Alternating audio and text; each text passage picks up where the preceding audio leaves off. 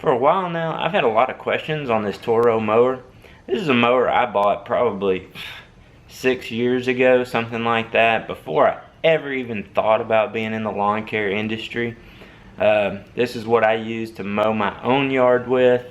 And when I bought Fall River and started using that ExMark and realized how heavy it was, I didn't really like it. I didn't like how heavy it was, especially compared to this Toro and the lightweight of it. So that's one reason I've continued to use this. I know a lot of people talk about you gotta use commercial equipment, but this thing cuts really good for what it is. And when I did buy this mower, it was a top of the line mower. This was like a $600 or $700 mower.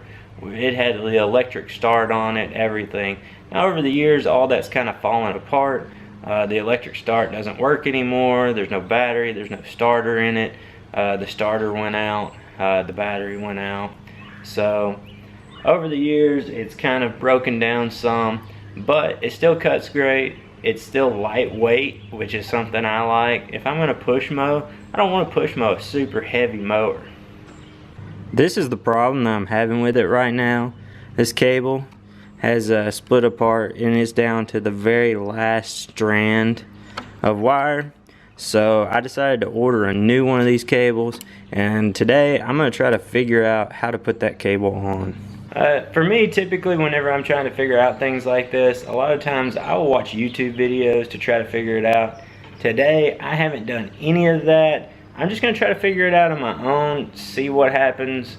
You know, I feel like even if I mess the mower up, I'm not out much because it's had its life. By loosening this bolt, it looks like it's going to release this, and then I can take this little S hook out.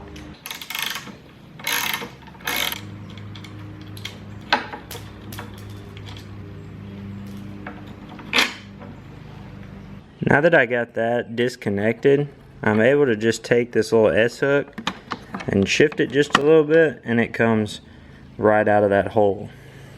This here is the personal pace system.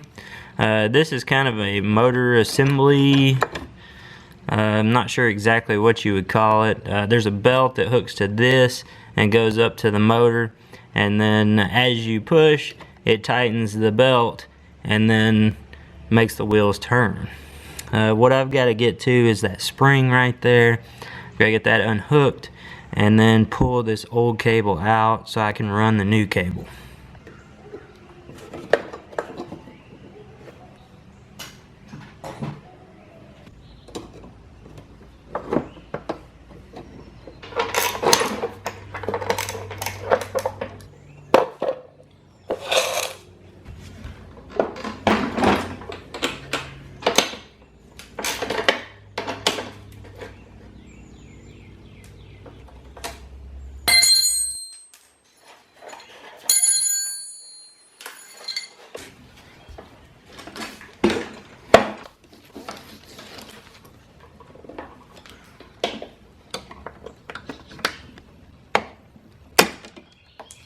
I'm sure there's probably an easier way to do this, and you guys are probably laughing at me, but hey, trying to figure it out.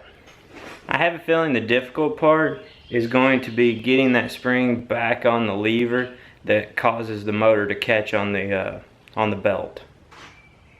Sorry about that, guys. I did not realize the camera battery had died, so I had it set up just filming me working, and the battery died. So I'm not really sure how much is there. Maybe there's enough, I don't know, but got it all put together. The hardest part was getting that spring in that little bitty spot and getting it hooked back up to that arm that puts tension on the belt, which makes the wheels turn.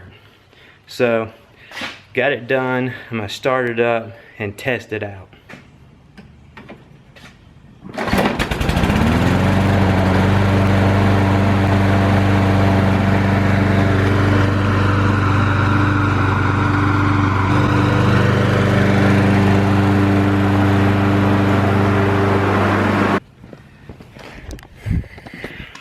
So it does work, and we're back in business with the lightweight mower.